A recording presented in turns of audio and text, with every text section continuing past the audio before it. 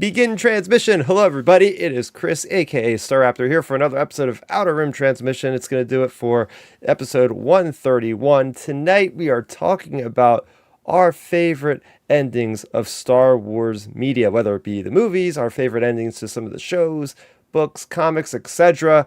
We're going to leave no stone unturned. And I had to bring in a guest tonight to help us break it all down. I got Jesse from Question Possible Answer podcast. I was a guest once on your podcast, a really fun time. But how's it going? Welcome to Outer Rim Transmission, man. Hey, it's great to be here. Thanks for having me. Yeah, it's going good.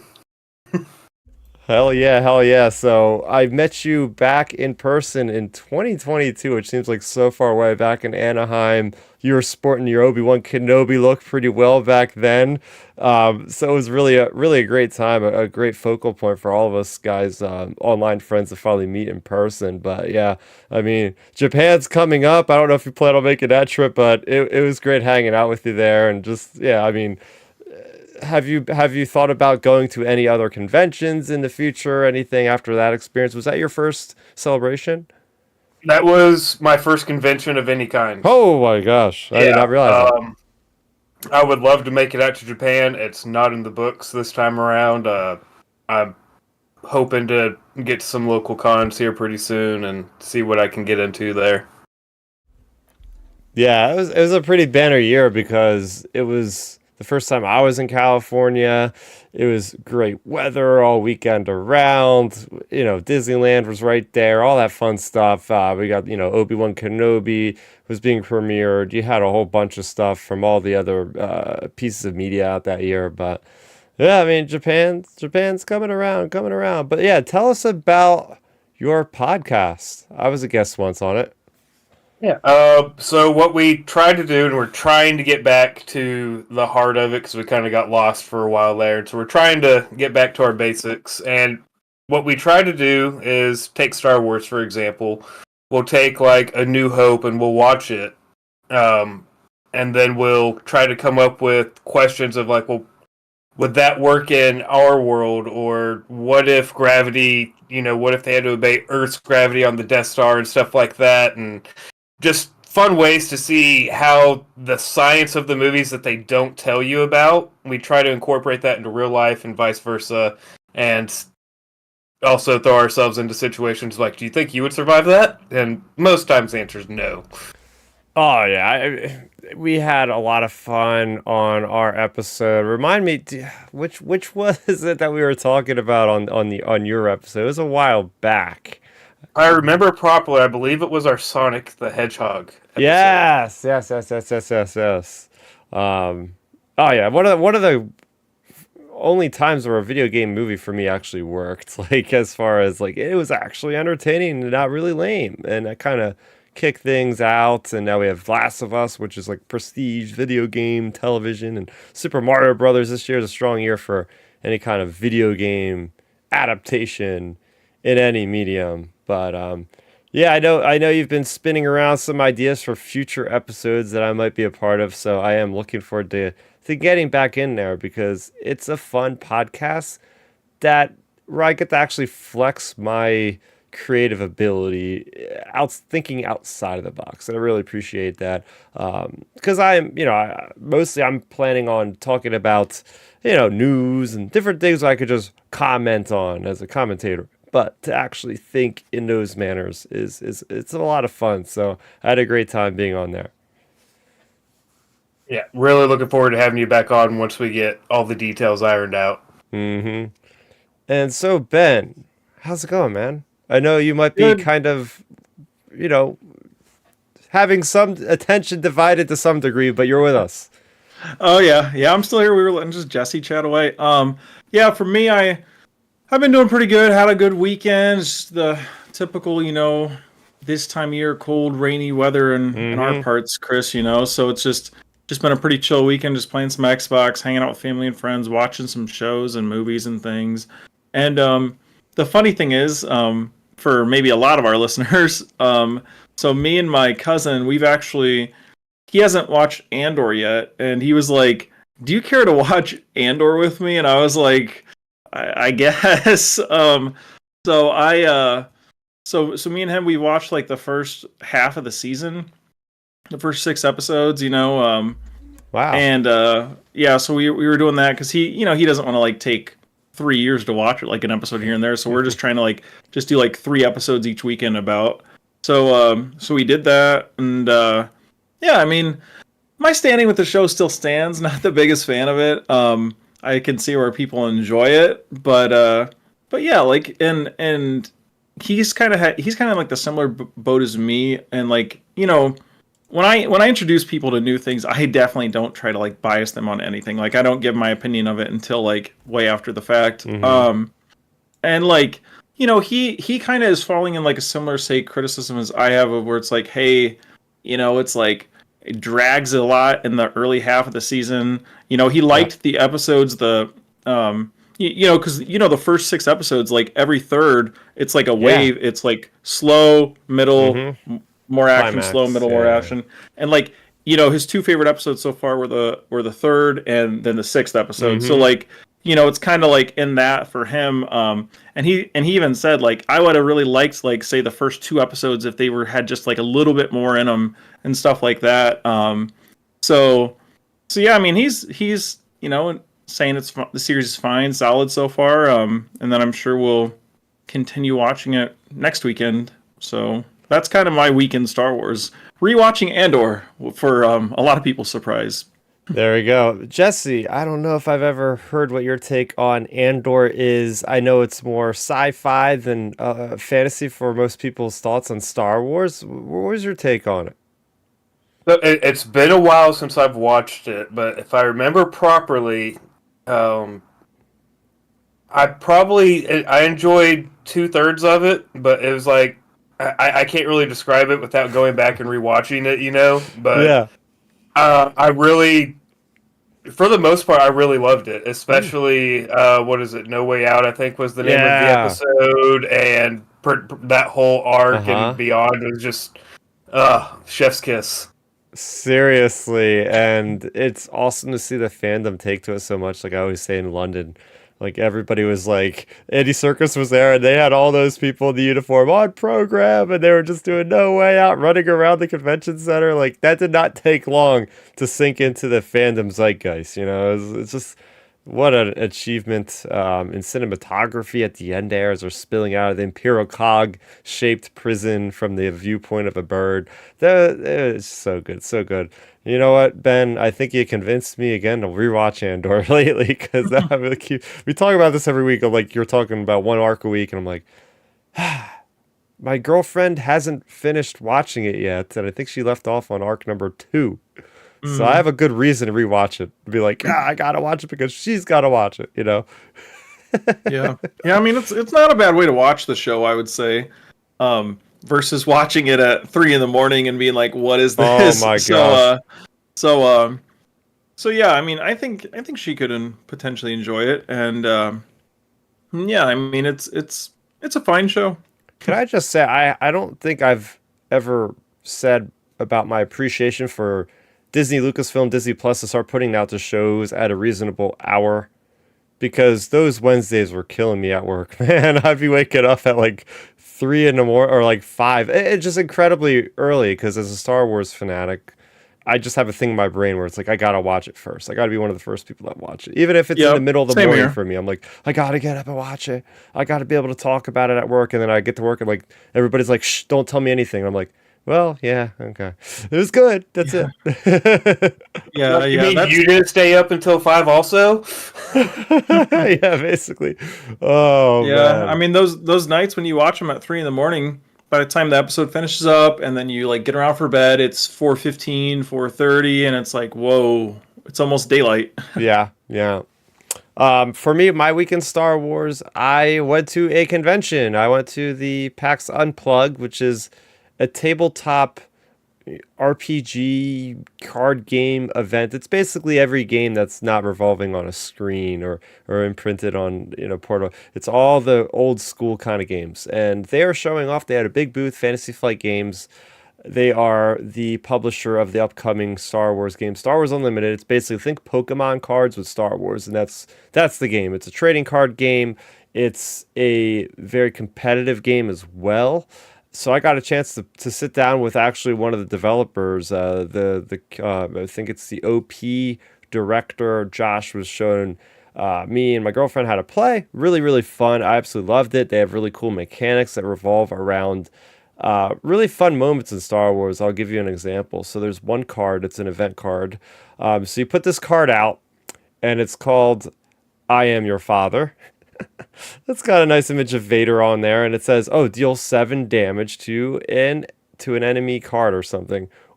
But if the opponent says no, then you draw 3 cards instead. So it's like this really fun mix of like you can be playing the game, and all of a sudden you're just hearing people do like the Vader like no in the middle of this gaming hall because they can't resist just saying no like Vader with that card. And you know, fun stuff like they did a great job. The artwork is fantastic. It's got that very much comic booky look to it, which is right up my alley since I love reading the comics every week. Shout out to Tractor Beam, me and Matthew Neugebauer doing that podcast every Thursday on the Star Wars Underworld Network. But yeah, I was able to also sit down and have an interview with one of the lead game developers, Jeremy. So that was really cool. I have that coming up. I still got to work on editing that, but that will be on the channel very shortly. So yeah, that was my week in Star Wars. You know, didn't see any like cosplay, but it's not one of those sorts of things. It's just more or less like a Pokemon Magic Gathering.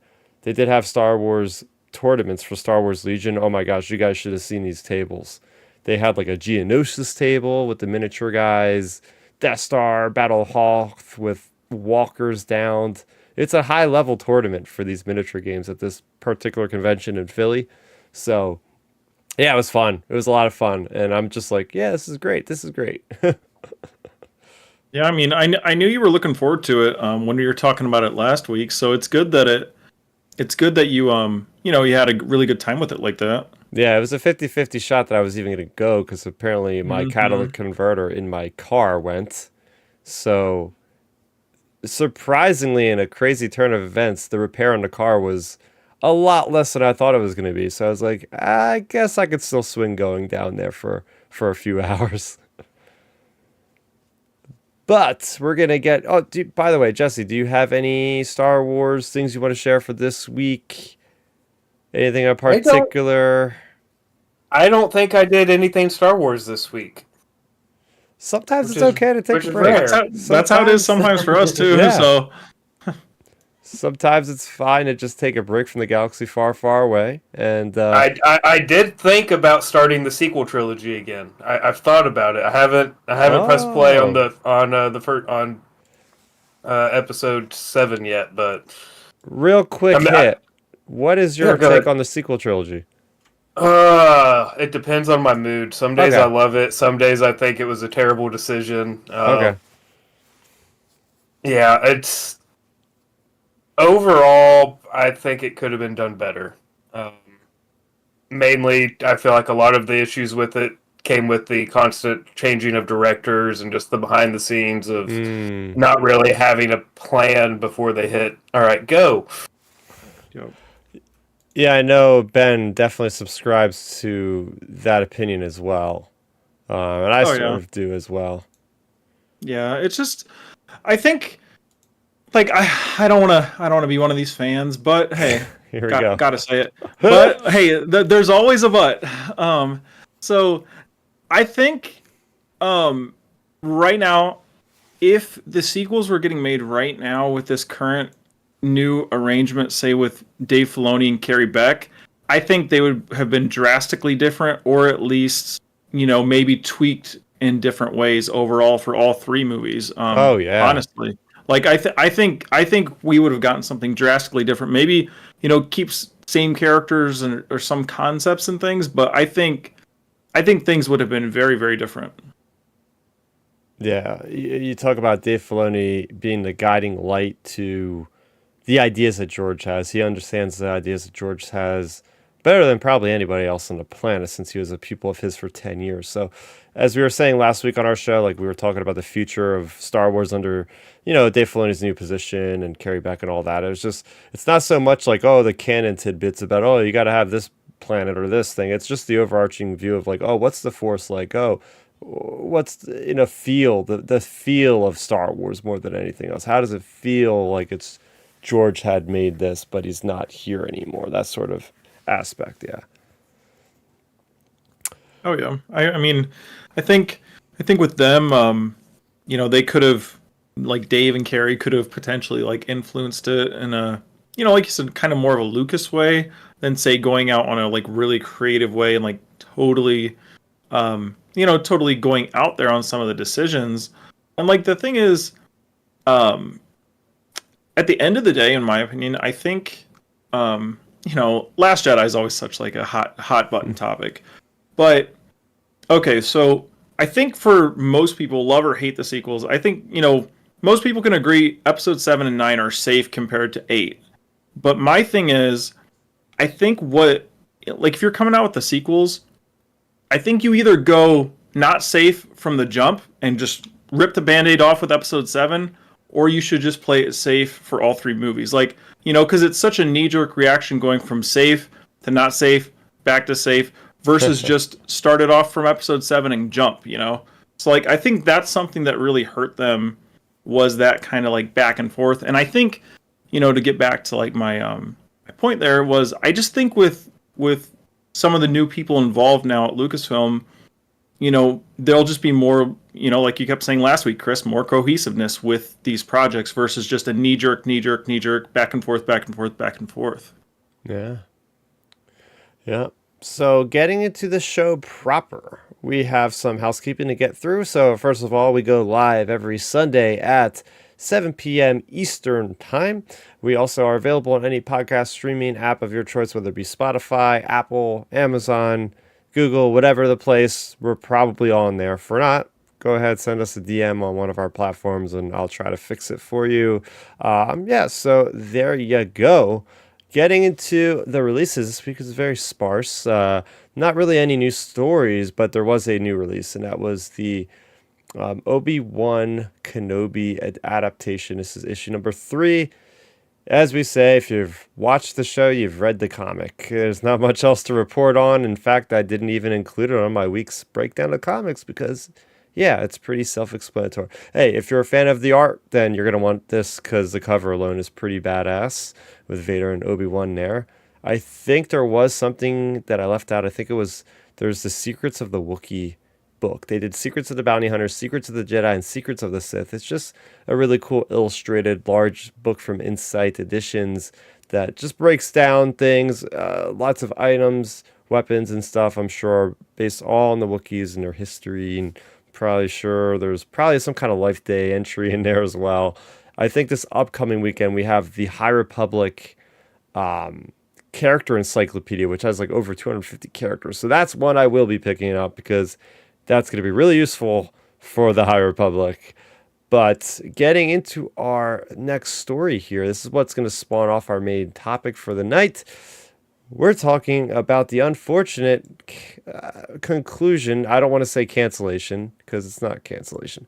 Dr. Aphra comic series that started in 2020 is ending in January. Yeah, I believe in January. It will be the 40th issue, which is funnily enough 40 issues, the first volume. So the second and the first both have the same issue amount. It will come to a conclusion in this Empire, in between Empire and Return of the Jedi era.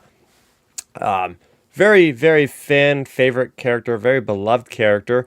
Honestly, kind of shocked we haven't seen anything with her in like an animated series yet. We haven't seen her in live action, especially considering one of her compatriots, the good old Black Chrysanthemum, was in Book of Boba Fett with no sign of her to be had. So Jesse, do you have any experience with Dr. Aphra as a character? Only from what I've read on the wikis. Gotcha. When it comes to the comics and stuff, I tend to wait for either the conclusion of the series or a big change in it, and then I'm like, okay, I can sit down and enjoy it from start to finish, because I hate sitting there and either not knowing when the next issue is going to be or if I miss the issue. So I like being able to have all of it ready. So I'm looking forward to being able to finally dig into the series. Yeah, it's nothing like having one of those big collected editions where you just sit there. You can sit there for literally an hour and be like, "Boom, I'm gonna just knock this story out." It's very much comics are an industry that thrive on the issue more than anything else. That's the marketing. That's how these things are done. We got to write in some kind of clever cliffhanger with every issue, so you're waiting on bated breath at the edge of your seat to pay them another $5 the next week or the next month, I mean. So, yeah, what about you, Ben? What experience do you have with the legendary archaeologist that is Chelly Dr. Afro? Yeah, I mean, I would say my experience with Dr. Afro was like probably, I guess you'd consider like the Gen 1 Dr. Afro from like whenever Oh, you know, yeah. she first got introduced. Like Kieran say like, Gillen. you know, the first couple years or something of her being in Star Wars. You know, obviously like with them having more and more and more issues of, you know, like her comics, it just got too much for me to like keep up with so much of it. Um, but the thing I said early on about Dr. Afra, I thought that would have been really cool would be to have some type of an animated series with her character, because you know that whole almost I mean I guess kind of like Christian Harloff came up with the terminology, so I can't credit myself for it, but Hmm. it's kind of like the anti Indiana Jones, like she's like an Indiana Jones for like the bad guys basically. So like it's it's a I think it'd be a cool character to have a show about, or it would have been at least like even a limited like a 6 episode Tales of the Jedi esque thing. Mm. Like I think that'd be really cool, just because then it would expose that character to more people and then potentially introduce more people into that Yeah. entire comic line. Yeah, the one thing with her stories and why they work so well in the comics is because there's not really any hierarchy that's been explained where it's like, oh, this medium can do this or this means more in this medium. But I will say, it seems like comics more than any other of the mediums in Star Wars can get away with a lot more zany, crazy stuff because the audience there is probably the smallest audience. Let's be real, the comics is probably smaller than the book, smaller than the games, especially in the movie. So they can kind of go off and do their crazy adventures, but when you bring Afra into like a series, they're probably gonna have to tame her down, her storylines down that they would from the comics, because they're not gonna have her running around with this ascendant, spark eternal artifact that basically mimics Sith sorcery and the Force. It's using magnets and it's Afra being possessed and being killed, but being survived by this thing in her chest. It's like so far fetched, and that's the charm of the whole series. But I mean, they could easily just put her in anything and just they'll probably have to tune it down a little bit. But from what it looks like so far, is we're gonna get more.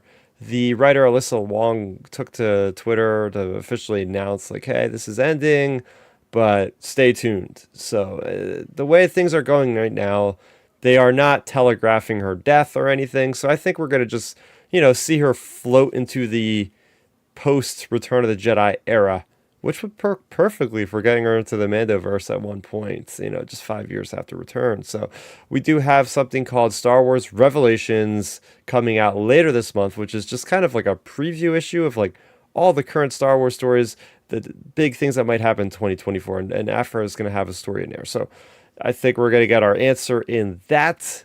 But yeah, that does spawn off to give me an idea for the episode that I have tonight is our endings that we really like in Star Wars, whether it be movies, TV, series, books, comics. We're going to kind of just open up the floor here and just go through why we like some of these endings more and more, what they mean to us. Is it the music? Is it the feeling? Is it the cinematography? Is it a combination of them all? I'm going to throw it over to our guest Jesse first. So we could kind of just go around like no real organization on this kind of free flow conversation. Yeah, I know you were thinking about this earlier today. So what was something you could start us off with? I'll keep it simple and go to the movies for Hmm. this first one. The ending of Attack of the Clones. Ah, you took mine. Sorry, beat you to it. It's all right. What I love about it is, so throughout the movie, we start to see the pull of the dark side, and it's not as heavy as it is in Return or Revenge. Sorry, and then so you're kind of up in the air. Oh, is this when he's going to turn? Is this? And then at the end, it seems like it's all buttoned up in a nice, pretty little bow. He's getting married, but then the true fans know it's like, oh, well, that's against the Jedi code, so that's just something else that might be pulling. So you just get all these little things, I feel like, but it's still a positive ending. And that it just leads us into the third movie where it's like, well, we know what to expect now because he's at his pinnacle there. At least to me, he's at his pinnacle, he's at his happiest moment, and from there it's all going to go downhill. Yeah, so you kind of took the one I had, but not really, because I had a whole different reason why I was thinking of Attack of the Clones. So this is what's cool about this topic, is we can think of the same thing, have completely different outlooks.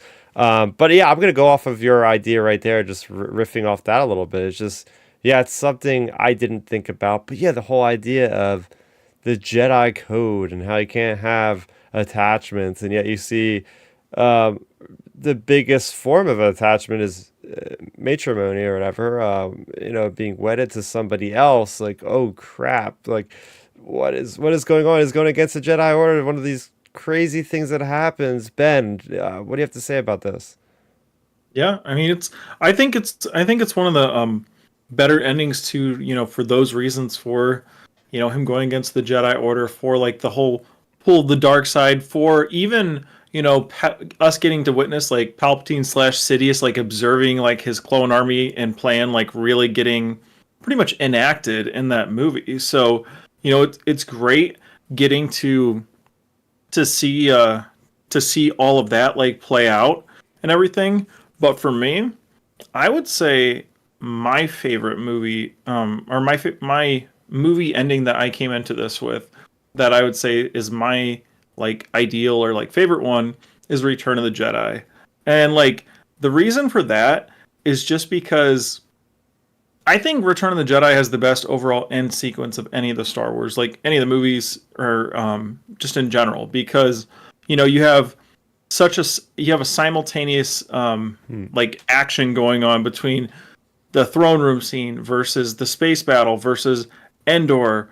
You have all this stuff going on, so many stakes at once, and then of course the throne room fight, and then you have obviously like the ending of Luke appearing on the Force Ghosts and like turning his father back and all that stuff, and pretty much ending the ending the Star Wars like saga until we get everything in the 2000s.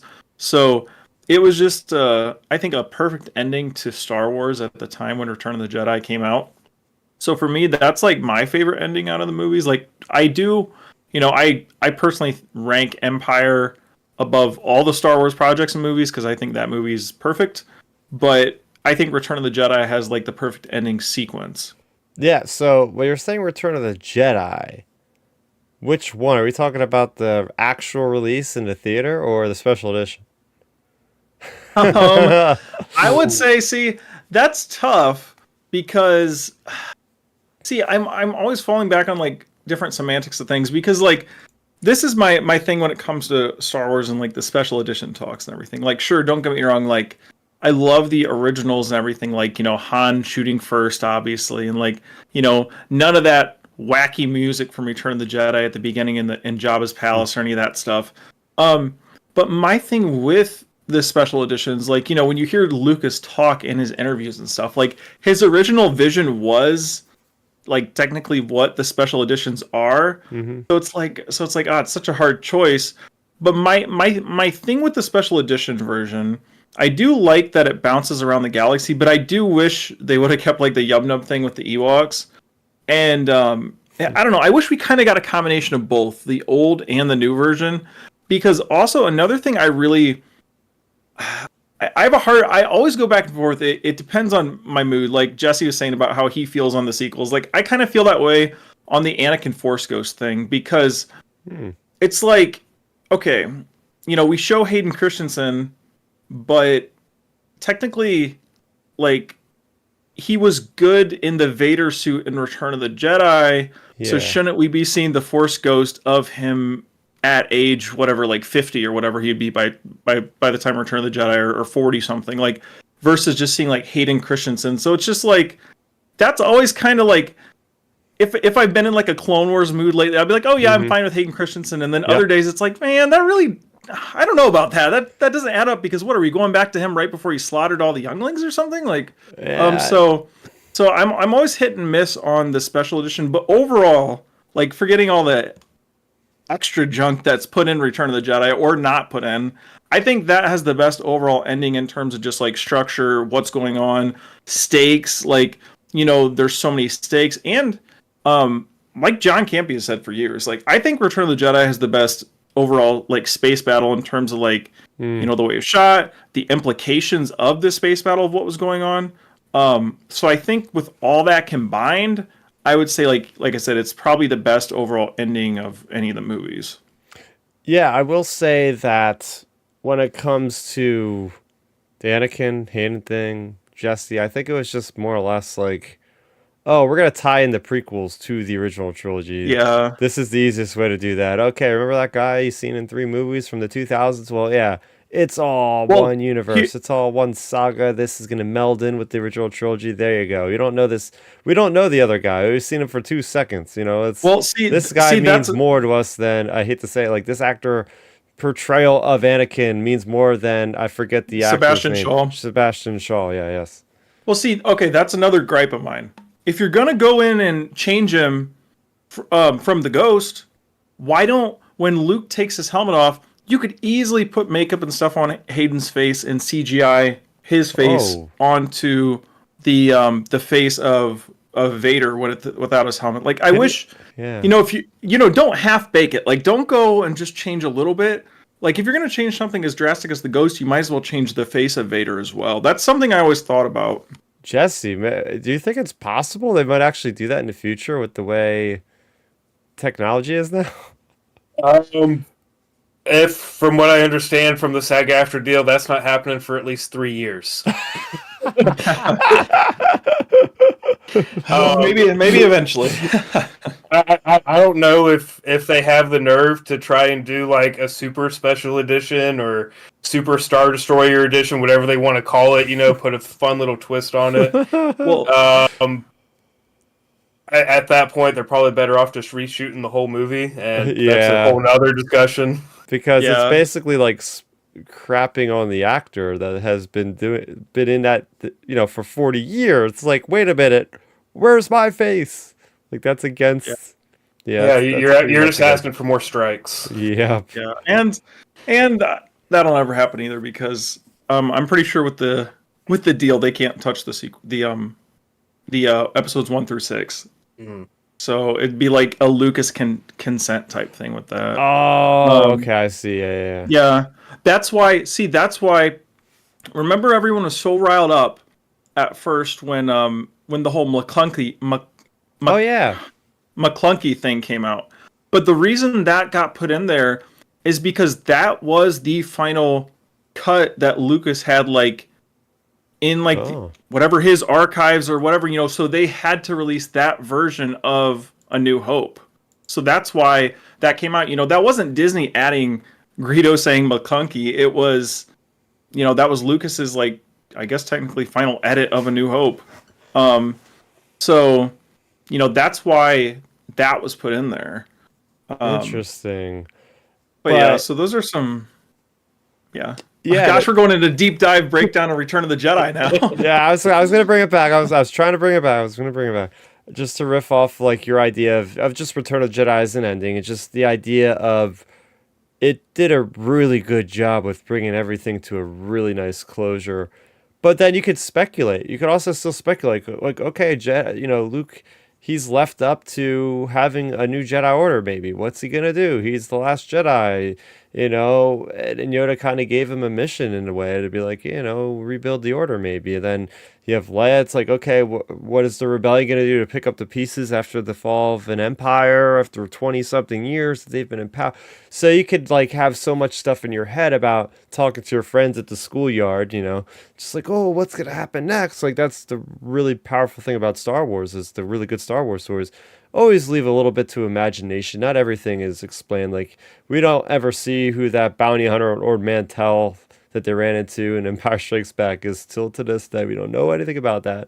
And I think it's nice to leave stones unturned. And then, eventually Timothy Zahn picked up the torch there and started to lead the EU and different things like that. But yeah, Jesse, where do you take it when it comes to Return of the Jedi? Did you feel like it was a satisfying conclusion? I did. I really loved how everything seemed really well paced. You weren't rushing to get from the space fight to Endor to the throne room. It seemed like it just happened naturally, which I really loved about that, because I feel like if you were to try to balance 3 different fights today, it's going to be a rushed movie. Yeah. Most of the time. And to me, Return of the Jedi, like I still learn more about it every year almost. As a kid, I looked at it really superficially, right? I was just like, ooh, space battle, boom, boom, boom. This is fun. Ewoks fighting. Cool. This is awesome. This is Star Wars. And I realized I totally skipped over like so much clever stuff that the Empire did. Like it didn't dawn on me as a kid, like what was happening. Ben, you mentioned like the significance of what was happening. Just the idea of Palpatine's ultimate plan to like lure the rebels there and then to spring this trap on them because the shield generator, and he's proving to them like, oh yeah, this thing looks like half baked, but it's still operational. Like all that crazy stuff. The Emperor, finally seeing the Emperor in power, this guy that we've heard about all these years, to see it actually, to see there's so much thematic resonance in this sequence and in this end of the movie. Just triumph over evil and redemption as a theme. Just really great stuff that will see the test of time. Like these kind of messages just go on through history. Oh yeah, I mean that's why that movie's so highly regarded. Like it just wraps everything up really well, and it was just a nice conclusion to the saga at the time. So yeah, I mean, I think that's a really good ending. I do think, kind of like sticking, I guess, in this same era of Star Wars content in terms of like post or around Return of the Jedi. I think for me, another really good ending moment of a show or movie, it has to be. I think to me, it's probably just like observing Star Wars fandom online over the past few years, especially since The Force Awakens, basically, we'll say. Since The Force Awakens, like observing online fandom and everything and talk, I think the biggest watershed moment for Star Wars fandom so far in this like Disney era has to be Luke showing up at the end of Mando season 2. We're on the same brainwave tonight. That was on my list. Yep. Because with you. Because if you think about it, like everybody was talking about it, everybody was excited. Like my best friend was over. He watches all the shows with me. And like me and him just had that conversation the other day. We were like, man, we're never gonna have another moment like that. Most likely, it's like a 99% chance we'll never get another moment like that in Star Wars, because like that was a moment like none of us were expecting. None of us were expecting to see a young Luke, for that matter. Also, it was such a big moment in the Star Wars fandom, like not for just like seeing Luke do really cool action stuff in his young form, but also, it was after the fallout. Like, say what you want about The Last Jedi, it's a divisive movie, like everybody knows that, but it was after the fallout of The Last Jedi, you have this big Luke moment that unites everybody, like people who love The Last Jedi, people who hated it, people in between, and everybody in between. I mean, heck, I had people, I had like relatives texting me saying like, oh, hey, I watched the new Mando episode. That was so awesome seeing Luke come back and blah, blah, blah, and all this stuff.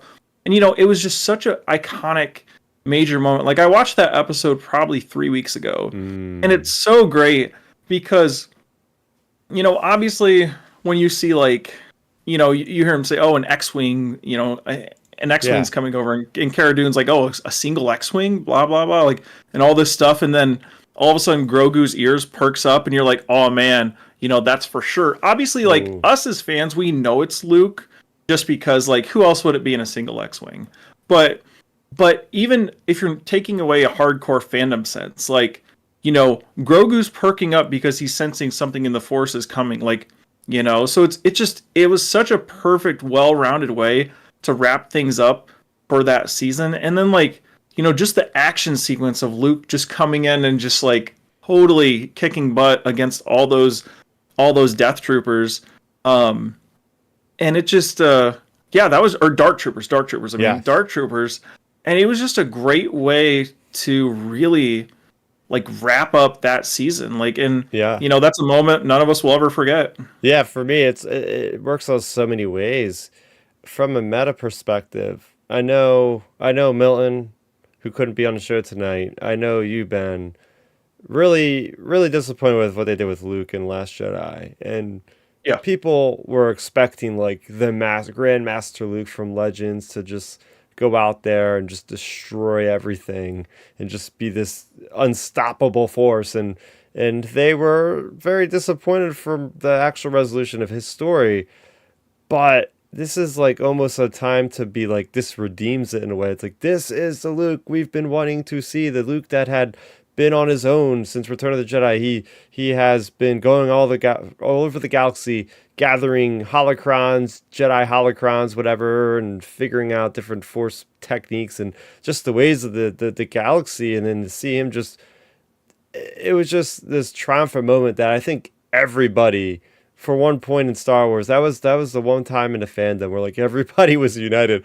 I mean, sure, you had some people that were like, "Oh, I don't believe the technology of the face yet. It's uncanny valley.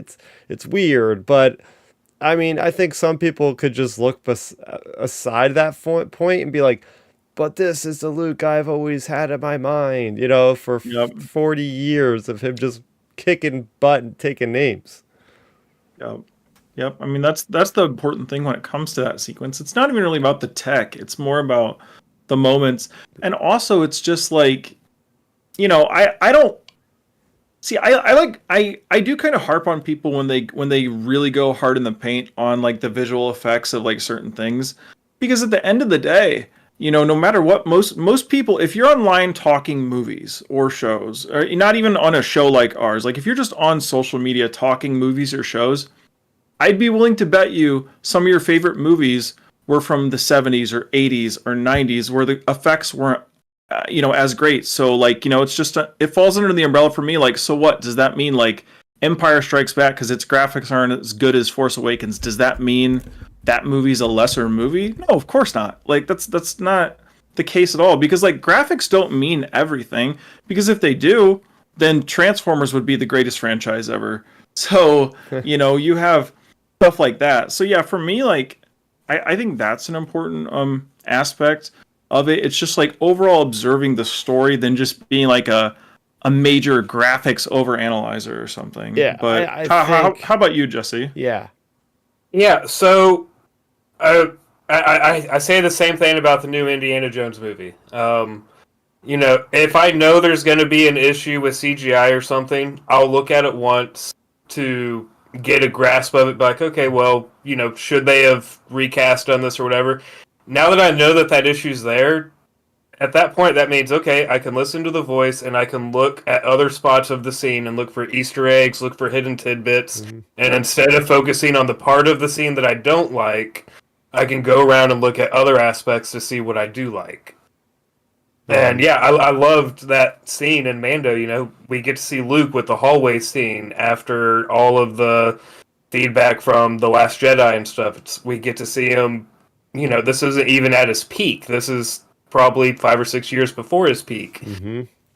And so we get to see him doing all these awesome things and just demolishing with a straight face, which might be, a part of the hate. But, it was amazing to see, because at this point there's rumors of this Jedi that was on the Death Star or whatever whenever the Emperor died and Darth Vader supposedly died, but no one knows how it happened.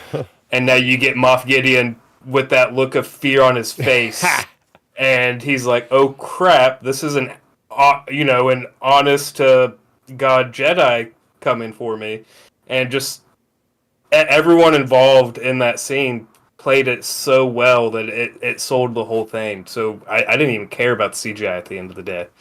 Yeah, I think the build up was incredible. As you said, Ben, the X-Wing, then you see a gloved hand, you see this guy just whipping his saber around like Anakin Skywalker. He's in the same lightsaber form essentially as his father. Is like, oh my gosh.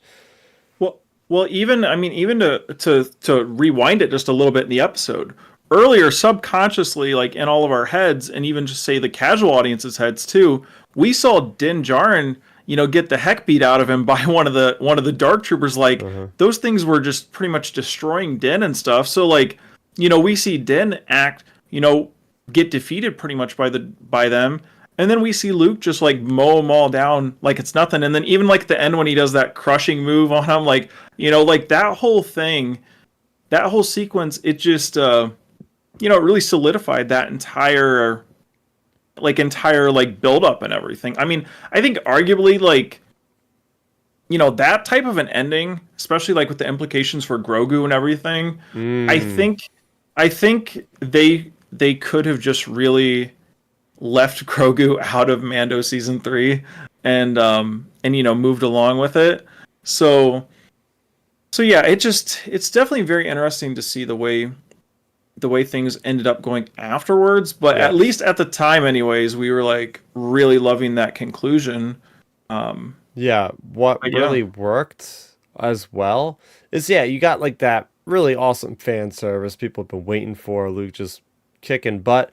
But then with Pedro Pascal's performance of like shedding tears, taking off the helmet to Grogu, it was such a climactic moment that shocked everybody because we've seen how important it was to keep the helmet on.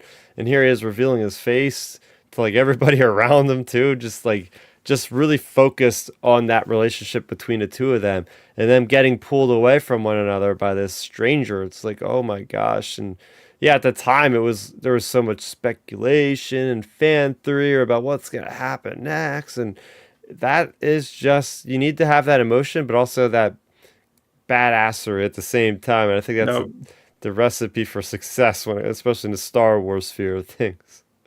Oh yeah. I say it constantly. Star Wars fans are not that hard to please. Like, give them, like, I've said it for so long. If you give Star Wars fans like a B plus story, if you give them a B plus story with good action, most people will like it. They really will. And it's just, so like they did such a nice job with that. And like you said, Chris, of course, like the stuff with Din, and then the other characters. And it was a really nice build up. And it was kind of like a build up of almost like a little arc build up, after Grogu got kidnapped in the tragedy episode, the episode a couple prior episodes before when Boba Fett does his thing. Like, that whole sequence, it's a nice build up to Luke coming to save the day because, they're building it up through those 3 episodes. Like, it's like, okay, we're getting this super team together of like Boba and these Mandalorians and Din and everybody and blah, blah, blah. And then it's like, oh wait, these guys are still not enough. And then Luke saves the day. So it was a really nice way to do things. So yeah, like I just thought it was a really, good way to wrap up the Mando series. Now, I do have to ask you guys this though. So we've talked movies, we've talked shows. Is there any, and of course I know, Chris, like we couldn't talk about endings on anything without bringing up books. Are there any book endings that like either of you really look to and you're like, oh man, that was a really good Star Wars book ending? I'll tell you one in recent times, and that's the one that came out earlier this year by Delilah S. Dawson. That's called Inquisitor: Rise of the Red Blade. It's got a Shakespearean ending, and I'll leave it at that.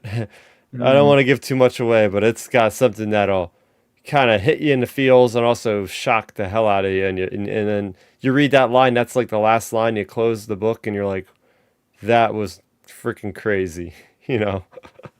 So it came out this year, so I don't want to spoil it. There's probably people Yep. catching up out there, but as I said before in my review, it's one of my top recommends for Star Wars books in the last couple of years. So that's the first one off the top of my head. Yeah, I mean that's a good one. There was a lot of good buzz about that book out there. I feel like I saw more chatter about that book than I have a lot of books lately. Probably the the most chatter I saw that book being talked about, and then the other one I saw talked about before a lot on social media was the Shadows of the Sith book. Those are the two books I feel Oh, like. Those are yeah. the two books I feel like that I saw a lot of just like trending talks, videos, random people posting about it. So like that's always such a nice aspect of like the Star Wars fandom, is Mm-hmm. like the book sections of it. Like whether it be, current canon or like Legends books. Like for me and Milton and so many people that have like read like every Legends book basically. There's so many great storylines out there.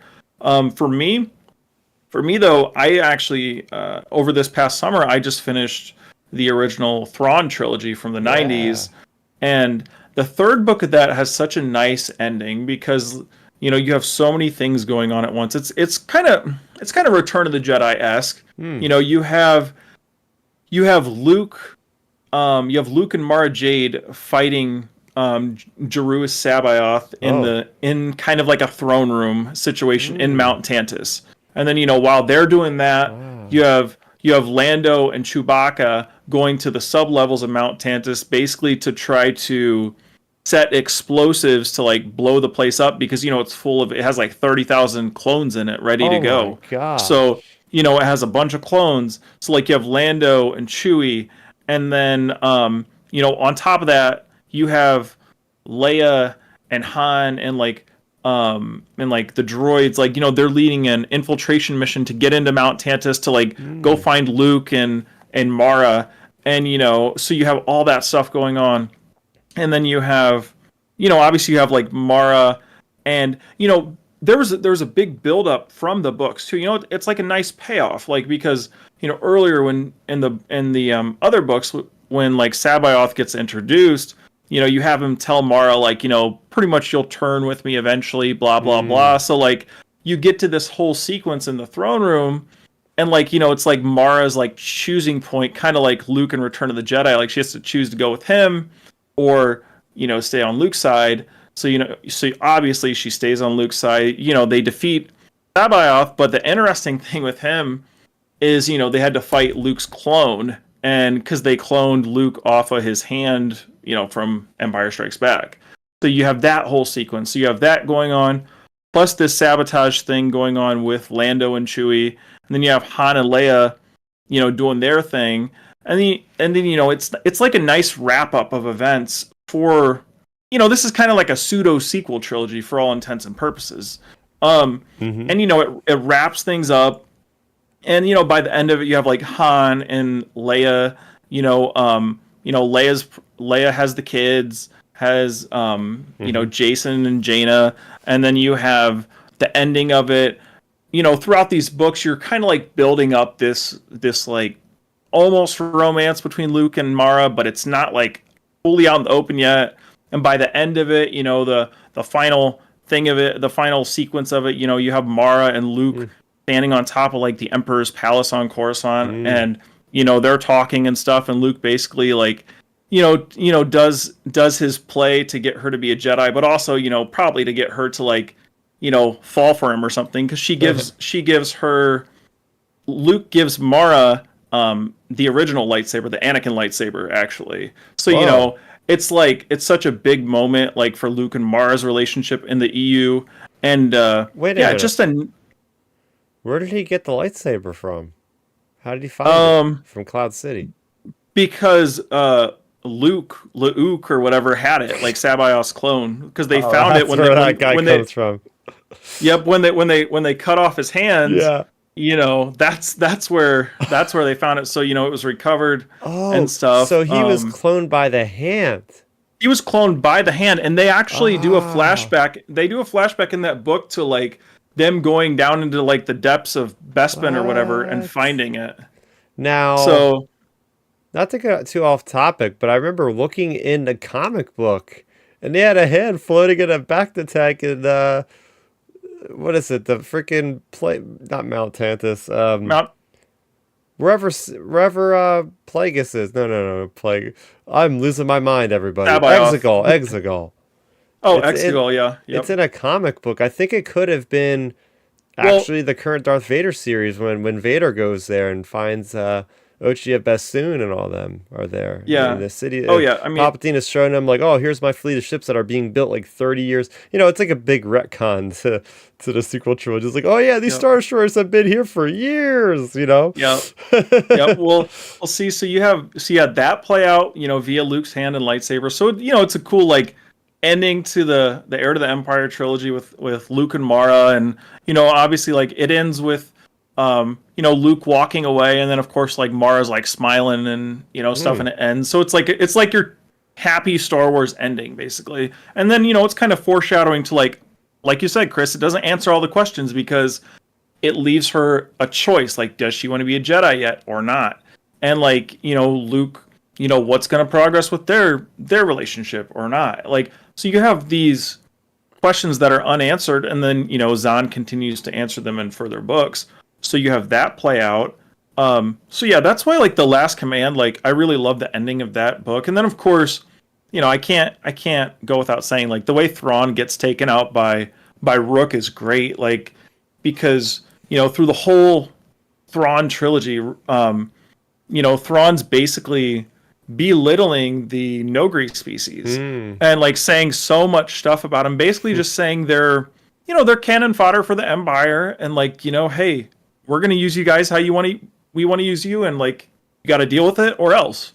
And like Thrawn like said so many like degrading things throughout the books, through books 1, 2, 3, and then eventually like by the end of it, when Thrawn continues to do so, like eventually Rook just snaps and stabs him and kills him. Dang. So like it it's like a perfect ending to like his character, because even Thrawn like gives like an iconic line. It's like that was like an artful killer. He says something like that. Like it's a very Thrawn line.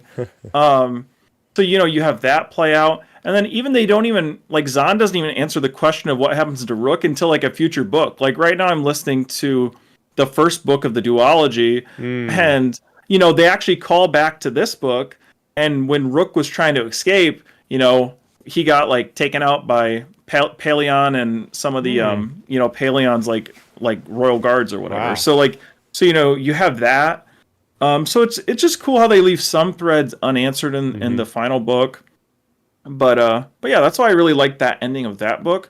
I do have to say though, Chris, when you mentioned the floating hand thing, there was, this isn't from like Hollywood Reporter or anyone, but like, there was those rumors way back around The Force Awakens that JJ was kicking around the idea of opening Force Awakens with a floating hand. So it's like, that could have been a thing. So yeah, that's kind of like my thoughts on, that's my favorite book ending. But do you have any favorite book endings, Jesse, or should we talk some video game endings since we're covering all the spectrum? I love my books. I'm terrible at remembering the endings though. Like I hear you, man. I was looking through my phone just a minute ago where I've got most of my books at. Most of them are audio, and I was like, Master and Apprentice. I don't really remember the ending, but I remember the rest of the story, and like all the other books. I'm like, I really don't remember the endings, but I know I enjoy the books. Yeah. Well, that's understandable. I mean, because all of us, whether it be canon books, legends books, we've read hundreds and hundreds of Star Wars stories, and I do got to throw out one more book before we mention video games. One of my favorite endings that isn't like Earth galactic shattering, I think is just one of the coolest endings in Star Wars. Like period. So it's from Labyrinth of Evil, the book that takes place after episode 2, and I love it because so in the book you have all the main storylines going on with Anakin and Obi-Wan and everybody else, but there's like this like pretty much D plot storyline of like this of this galactic or this Republic officer investigating pretty much who the Emperor is or who Darth Sidious is behind everything. And throughout this whole book, you have this mystery. They sprinkle it in really nicely throughout the whole book. And then by the very end of the book, it's like the final 2 pages, he like pretty much finds the Emperor's secret tunnel, goes Ooh. down there, and then, you're in his perspective, and he's like, he gets force choked basically, and like the door opens up, and he's like, I knew it was you, and then, the Emperor kills him. So it's like, it's such a cool ending, because it's like, man, the Republic was that close to finding out who the Emperor was. And it was that's an ending that's always stuck with me, because it's like, it's one of those things where they almost get caught. Yeah. Oh, sheesh. And what book was that again? I'm gonna have to add that to my list. I don't think I've read that one. Labyrinth of Evil. It's the one with Anakin's face on the front. That's James Luceno, huh? Right? Yes, I believe so. Yeah. While we're talking about paper cannon, as the guys from Tractor Beam call it, Yep. an ion cannon, I'll throw in comics. Comic store that there's so many. So as Jesse said, I know about what happens, but the ending sometimes is a little bit murky for me. What I will say is the short and sweet ones I can remember more. The ones that are like 70 issues, like Star Wars flagship, it gets a little bit hard to follow.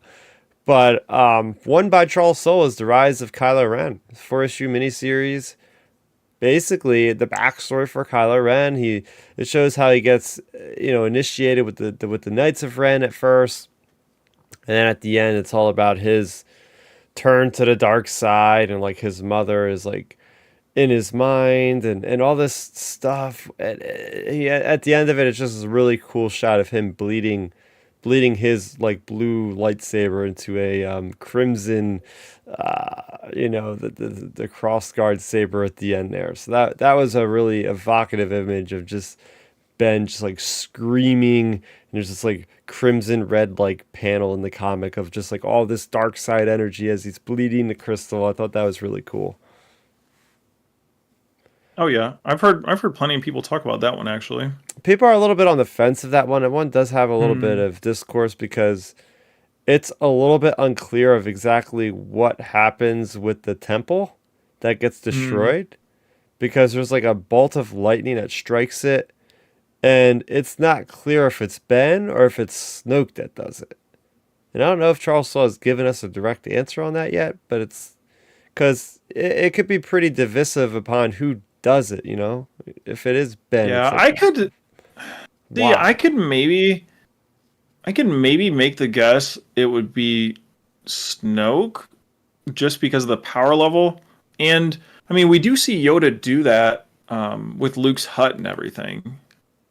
Like, we see Yoda's ghost interact pretty much with the physical world, so like maybe Snoke's able to do that from further away or something potentially. Yeah. And I've seen some people talking online chat lately. I think one of the downfalls of the sequel trilogy is like we didn't get enough backstory for the characters. The backstory we got was kind of muddied a little bit, like in Last Jedi. Like, oh, you get 3 different perspectives of what happens with Kylo Ren. It's a cool concept, but I think we just need a little bit more meat on the bones when it came to like, okay, what exactly threw Ben over the edge? Was it that? Was it a combination of other things? And that's what Charles Soule tries to do in this comic, and I think he mainly succeeds, but it still is not like, okay, here's our definite answer. Yep. So getting into video games, I'll start this one off. Now, Jesse, have you played Jedi Fallen Order? Yes. All right, I think we all have, all 3 of us then. Yep. I'll say the ending of that game is brilliant, because you spend the whole game, and this is spoilers for a game that's been out for like 3 years. Sorry, guys. I won't talk if you haven't spoilers. played it by now, you won't play it. Yeah. I know Milton hasn't played it, but I guess he can fast forward this part if he's listening after the fact. But just the idea of like you're going after the Jedi holocron that has all these names of these students that are being hunted but could be used to recreate the Order. So you go through this whole game, with the mindset of, oh, I'm going to recreate the Jedi Order to fight against the Empire. We're going to keep the Jedi going. And then by the end of it, Cal is just like, you know what? Who am I to judge the fate of others? And that's like one of the most Jedi thing I've ever seen anybody do. It was just like a profound moment of that he had this clarity in himself to be like, No, why should I have that judgment? If they're out safe, I don't want to make them in danger. So I just liked how it was that shocking moment where it was like, oh, this wasn't what I expected. This wasn't your typical like, oh, I know what's coming. This is just like, oh, out of the blue, a lot of character growth. Yeah, if anybody wants to pick up on that. Yeah, I mean, I think that ending's really really good. I had a great time when when I was playing through it with my ex at the time. Like that was it was a fun game. It was a nice, like you said, it was a nice ending. With Cal, especially because like you said, it's like a really Jedi-esque thing for him to do, especially for that time period. Like if you think about the implications of it, like being post Order 66 with the Empire in control, et cetera, et cetera. Like all of those sorts of things. So it was cool getting to see him to have to like make that type of a decision and stuff. Um, so like I think that's one of the better endings of Star Wars video games. For me though, like in terms of like memorable games, I would for sure have to say it has to be Revenge of the Sith. Um, just because like that was the first game I ever remember playing that really gave you an open-ended choice to a game of what you can choose what happens. You can choose to do what happens like just the original Revenge of the Sith movie, or you when you get to like the Mustafar fight when Obi-Wan and Anakin are fighting, you can like toggle and go to the dark side story ending. Oh, So you have it play out. So when you toggle, because you go through the whole fight of like Anakin and Obi-Wan fighting and fighting. You play from like the different perspectives of them, and then you get to the sequence on the lava river with Anakin, and it's the whole don't try it, like him with the high ground, that whole thing.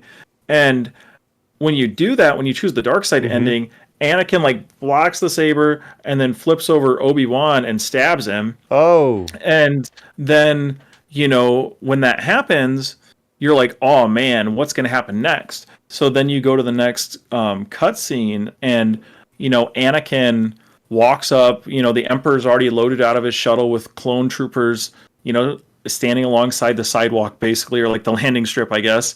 And, they're standing there, and the Emperor's talking to him about like succeeding and like, just doing his like evil bad guy spiel. And Anakin flips around him and kills the Emperor. And then Anakin like pulls his lightsaber out and ignites it, and he's like, now I will rule the galaxy. And it's like boom. It's like, so it was the first like introduction to like an alternate ending to a Star Wars video game, really, like where you could do a choice.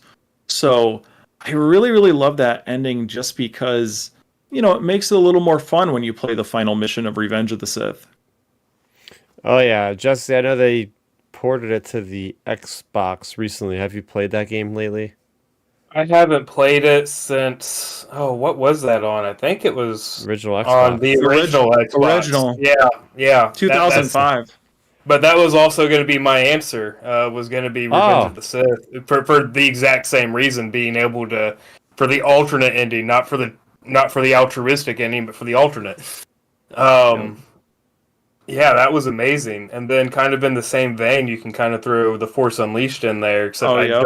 I don't remember the two different endings for that one. I just know one was you could kill Vader, and the other was kill the Emperor. And I don't remember how that affected the story, which one you were. Yeah. Yeah, because the one. All right. Gosh, it's been so long. This is when we need Yeah. this is when we need our Force Unleashed expert Milton on here, because I think it's the one. So the one where you kill the Emperor. I don't remember what happens with Vader in that, but I know the one. I think the one where you kill Vader is where like the Emperor like shocks you and damages you, and that's when he puts you in the suit and you're like looking out of the helmet, like the Starkiller helmet at the end, I believe. That's I think. But I could be totally wrong. It's been so long since I played through those games. But then there's the actual ending or whatever, where it's like, oh, so he was involved in the creation of the. It changes canon a little bit if you accept it as part of your canon for the creation of the rebellion and everything. But I loved back then considering it canon and being like, oh, this is the story of the rebellion forming. You don't realize it until Yeah. the final 5-10 minutes or whatever, and then you're like, oh, okay, it's all starting to come together. And I want to say they were back on Kashyyyk or something in the final scene, pretty much at the Yeah. start of where the game started, and Yeah.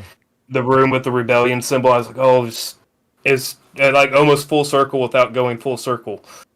Yep. Wow. Yeah, that was legendary. We can't talk endings without that game. And you can't talk endings without Knights of the Republic. The game's been out for like 25 years or no, 20 years, but I'm still not going to spoil it. Just that big paradigm shift, shocking moment as a player character. Really, really awesome moment. People to this day say it's one of the best moments in a game, and I agree. It's still up there after all these years. Going back to the movies for me, because I didn't mention this one. A New Hope. I mean, that's the thumbnail of this image, right? Oh, yeah. It's just the track, the soundtrack. And we didn't talk about the influence and the importance. We talked a little bit about, Ben, how you preferred them to have the old song in Return of the Jedi, Yub Nub. It's just funny to see how important the music is, because a while ago there was a video going around of like, hey, it's A New Hope without music, and you just hear all the sound effects without the music. It's like, yeah, John Williams scores as much of a character as Harrison Ford, Carrie Fisher, and Mark Hamill. So, I see people coming out to that track for their wedding. It's like this Yep. super triumphant song, but also the triumph against evil, and it's just like the happiest moment. Everybody's smiling, getting the medals. And it's just the end of the beginning of it all, essentially. Because Yeah. it's like, oh, this could be the last one, or it could spawn out to be the most successful franchise in history of anything. I do think with that, that's a very good it's good that you bring that up as our final like movie. I think though, okay, so for me it's like Empire's the best. Return of the Jedi has like the best overall ending sequence, but I think A New Hope could arguably be the best isolated Star Wars movie if you cut everything else away, because like you could watch A New Hope and basically stop watching Star Wars if you want. Like, it ends it really nicely. Like the bad guys have been defeated. So it's just it's a really nice way to end things. And like you said, it's a good triumphant way.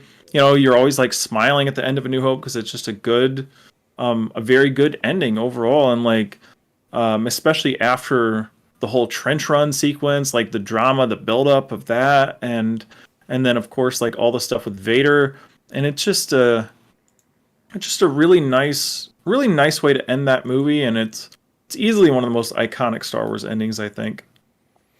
Oh yeah. So does anybody? We could go across any territory at this point. The nice organization. I like going in that nice level between talking about each medium. But does anybody have any other things that come to mind? Any honorable mentions? Anything else? Just with how you were talking about with the music, it had me thinking real quick. Is like with John Williams, I think he's the only composer that I know of where they will do events where you go and watch a movie, but Yeah. there's an orchestra in the corner playing the music. Mhm. I don't know of any other composer that they will play their movies and Yeah. then bring in the orchestra to do that. So just speaking out for how the music is as much as a character, yeah, it's like those events help solidify it, because then you get to be there and like watch these awesome moments, and then the music is just that more profound. Oh yeah, I can't recommend it enough. I seen Return of the Jedi during New York Comic Con. I think it was like 2018. Really awesome moment. Ben, have you ever been in one of those? No, I haven't been to one of those. I've always seen them advertised. One thing I always say, I wish I want to go to eventually, even if I can't make it to one of those like movie orchestra type things. I would love to go to whenever they do like the Hollywood Bowl, when like John Williams performs and stuff, because I mean he's 91 years old or 90, like he's getting up there, but he still performs there. Like he performed there this past summer, and he when he goes to that whole thing, like he goes through so many of his like big tracks and whatnot. So yeah, I've never been to one of those, but I would like to go to one eventually. So yeah. Heck yeah. We have Sims in the chat saying Return of the Jedi is my favorite simply because of Sidious. Oh Yep. yeah. Yeah, just bringing it to the closure of the main villain reveals himself to be an old man with a cane that somehow dominates this superimposing figure of Vader in this suit of armor that's this really buff dude. It's like it's just funny how that works. Like ultimately his mind is his ultimate weapon versus his body, you know. Yeah, I mean, look, we learned that lesson from Yoda, like in Empire Strikes Back, talking Yeah. about like, leave your weapons behind, like, the Force is your ally, blah blah blah. Like, Mhm. the Emperor was kind of like the ultimate, you know, being of that, like showing that exact example. Like he only needs the Force, so it it's a really cool ending to like the Emperor's character, at least temporarily. Um, Yeah, so it's a good so yeah, bookmark. it's a good bookmark at least. Yeah, well, I think we covered a lot of great territory in this episode, and I want to thank everybody for being a part of it. I want to thank the chat for participating. Jesse, thanks so much for joining us here on Outer Rim Transmission. It was a really fun time. I hope you had fun.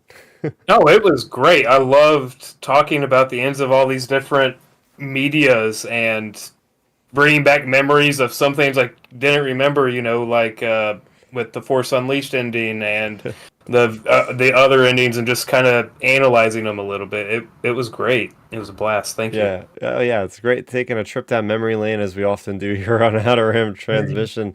Ben, thanks a lot for being a part of the discussion once again. Yeah, of course. I mean, it's always a good time, hanging out, talking Star Wars, and talking about these endings are a lot of fun. Like you said, it's a trip down memory lane for a lot of them, and just explaining why, those are those endings are some of the big reasons why we all love Star Wars, whether Mm-hmm. it be the movies, the shows, the books, the video games, and anything in between, really, for that matter. So, so yeah, it's always a great time talking Star Wars, and for anybody who's wanting to like finding to chat with Star Wars, chat with me about Star Wars, you can find me on X at Real Ben Maynard or Instagram at Real Ben Maynard. Yeah, there you go. And Milton, you can find him on Twitter X at MiltonWeber7, I believe. Yep, and then his Instagram is Milton7Weber, and he always posts like his workouts and recipes and stuff on there. Yeah, and Jesse, tell the audience here again, where can they find and download and listen to your awesome podcast, Question Possible Answer? Yeah, so it should be available across all the networks. I know it's on Spotify, Apple, and you can find it on Anchor, which I guess they've changed their name to Yeah. Podcatchers or something. I don't remember exactly, Oh, but it's the website that does our publishing and stuff like that. And on there, they have direct links to all the different services where it's active. And mm, we should be returning to YouTube soon, but don't quote me on that. gotcha. And, well, we might just maybe, and there's probably like, I would say over 50% chance, I'm throwing this out there, guys, that we might have some Star Wars video game news to talk about next week because we have the Game Awards hosted by Jeff Keighley. It's called the Game Awards, but it must be called the Game Advertisement Show because they're always showing off world premieres.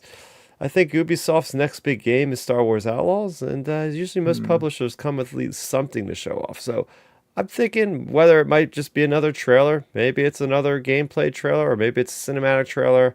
I think there's a good chance we could probably see something, and if there is something that comes out, you know me, I'll be talking about it on this channel next week, as well as any other news that might pop down the line. Ben, you and I were talking about Bad Batch. It looks like Star Wars is cryptically putting out some social media posts with Bad Batch front and center, and then people that have worked on Bad Batch talking about how they rapped sound with David Collins and all this stuff. So I'm thinking that's the next thing we're going to get. If we're looking at last year that came out January 1st, I don't know if it'll come out that soon since that's under a month and they haven't given us a date. But yeah, so next week we could be talking about the animated series. We could be talking about, oh my gosh, we forgot to talk about an animated series ending. All right, real quick, Clone Wars at the ending with Vader finding her sabers. I was gonna say this and I completely forgot. There we go. We covered all territory. Yep. I would say, let me think. Animated endings. We have Clone Wars. We have Rebels, Rebels. We have Resistance. Resistance. I don't even remember the end of that. It didn't end well. I will say that.